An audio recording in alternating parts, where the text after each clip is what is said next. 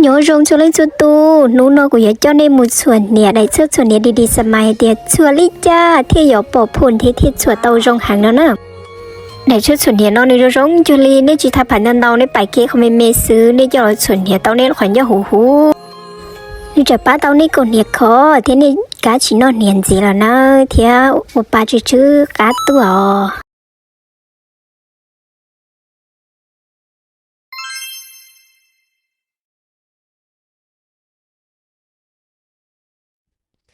Yo, como tại mình chọn đàn dây mua nè, mua hìa, mua quần áo, mua cá lầu cá trồng, dây mua khổ khuôn, dây mua đu đu. Ý có tiếng mua xí nè đâu, ya chua lâu lâu lâu ba chỉ tao có lý nè kì. Khi xía là xí, lúc sắp buổi tơ, thì lúc kim đào nó ok nè yo. Ở lúc nó ok, yo ba tao có chở tiếng mình vì cụ thu kênh, cũng mua tiếng mình xí linh.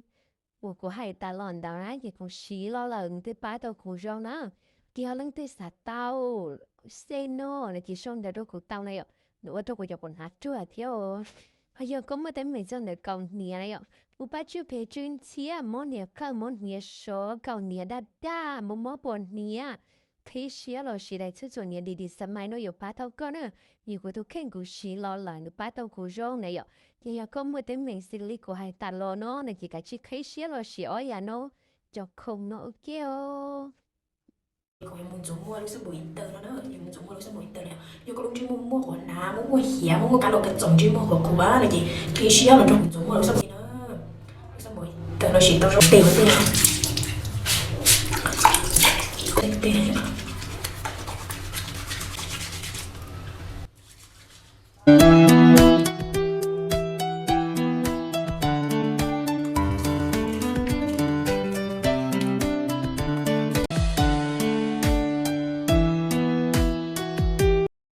Wow.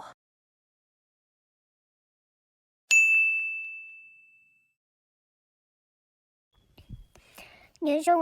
lúc nó giờ gọi cho nên nó cũng muốn sát không nó thì sát không nuôi nhớ là nuôi giống gì nó này nói chị của trái ta tổng cho nên nó cũng muốn sát không ok nó thầu cũng cái tôi nó muốn cái cũng chính nhau khác thầy lo thầu cũng tôi muốn cái trả钱một thế gì chỉ cho trống hay chỉ nhau khác thầy à cái lên tư sát tao chú sự nhận đi đi sắm mai kim bèo sắm bùi inter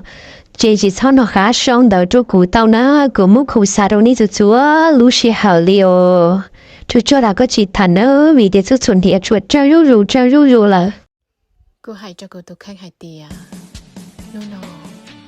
Cô chẳng nó khá chỉ tao ư sao kể lúc một. Để xí ý nữa từ. Cô yêu ở tao ý xí à. Tạo họ có lúc xí một.